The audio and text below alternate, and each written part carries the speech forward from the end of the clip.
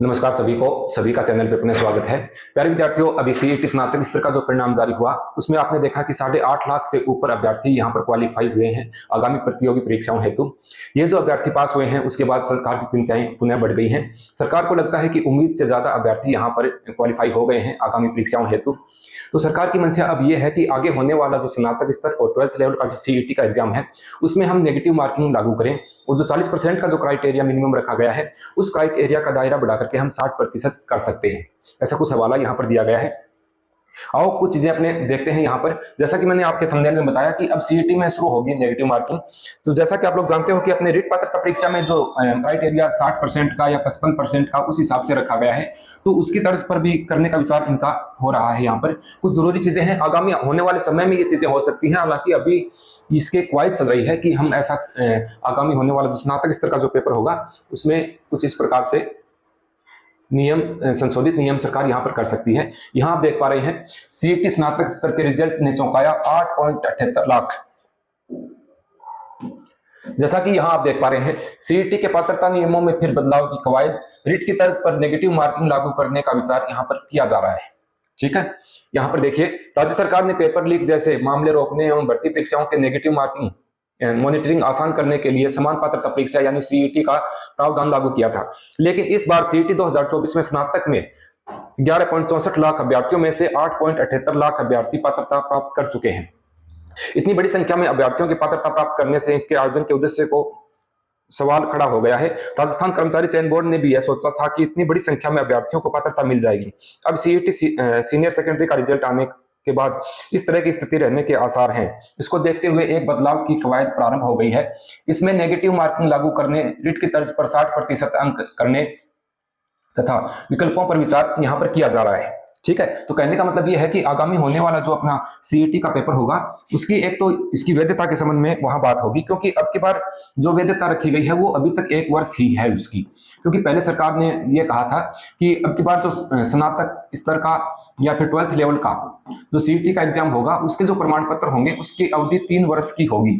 ऐसी घोषणा पहले कर दी थी सरकार ने, लेकिन अब इन्होंने कहा कि 1 वर्ष, ये अभी जो परिणाम जारी हुआ है इसकी वैलिडिटी 1 वर्ष की ही रखी गई है। अब इसके बाद में जो सीईटी के एग्जाम होंगे उनकी वैलिडिटी कितनी होगी, 3 वर्ष के लिए रहने वाली है। अब दूसरा यहाँ पर जो नेगेटिव मार्किंग है, नेगेटिव मार्किंग का विचार किया जा रहा है। तो नेगेटिव मार्किंग मेरे ख्याल में 1/3 करेंगे, क्योंकि अब की बार 8.78 लाख से ऊपर अभ्यर्थी क्वालिफाई हुए हैं। तो इनका मानना है कि यहाँ पर सीईटी का कोई महत्व रहा नहीं है। यहाँ पुनः एक बार इन्होंने दिया है। जो विकल्प बदलने का विचार किया जा रहा है वो इस प्रकार के विकल्प अपने को देखने को मिल सकते हैं। ये इन्होंने यहाँ पर दिया है। रेट की तर्ज पर अंक प्राप्त करने पर पात्रता दी जाएगी, जो क्वालिफाई मिनिमम क्राइटेरिया रखा जाएगा। नेगेटिव मार्किंग का प्रावधान लागू किया जाए ताकि यहाँ पर क्वालिफाई होने वाले बच्चों की संख्या कम हो। किसी एक सीमा तक अंक प्राप्त करने वालों को पात्रता दें, जैसे 50% या 60% अंक प्राप्त करना कैटेगरी वाइज, जैसा कि 55% वगैरह वो अपने रेट में होता है, 60% वगैरह किसी अन्य है, मिनिमम 36% भी है वहां पर जो विशेष कैटेगरी के अभ्यर्थी हैं। रीट में पात्रता के लिए 36 से लेकर 60% तक अंक लाना जरूरी होता है।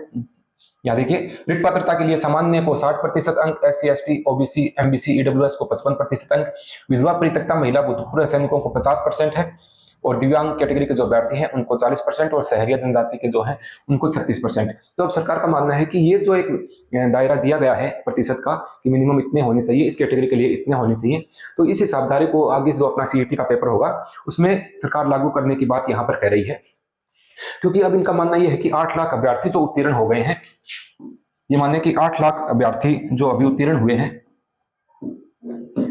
तो ये अभ्यर्थी आगे होने वाली सभी भर्तियां जो हैं, जैसे पटवार भर्ती का भी विज्ञापन जारी होगा, उसके बाद में वीडियो भर्ती का विज्ञापन जारी होगा, अन्य जो प्लाटून कमांडर जैसी भर्तियां इसके अंदर हैं उनका विज्ञापन जारी होगा। तो ये इसमें ये जो 8 लाख अभ्यर्थी, 8.78 लाख अभ्यर्थी जो हैं वो इसमें यहाँ पर अप्लाई करेंगे।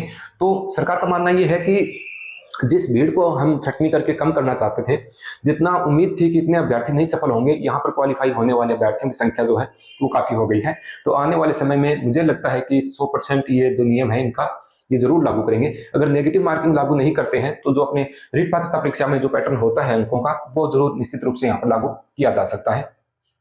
तो जो अभ्यर्थी यहाँ पर स्नातक स्तर में उत्तीर्ण हुए हैं वो अपनी आगामी तैयारी में जुट जाएं, क्योंकि अभी पटवार वीडियो भर्ती, प्लाटून कमांडर जैसी कई बड़ी भर्तियां अपने सामने आने वाली हैं, जो कि अभी जो आपका प्रमाण पत्र होगा वो उसके लिए एलिजिबल बनाने वाला है। तो ये सामान्य जानकारी मैंने आप लोगों के साथ साझा की है। मिलते हैं किसी नेक्स्ट सेशन में नई जानकारी के साथ, तब तक के लिए नमस्कार।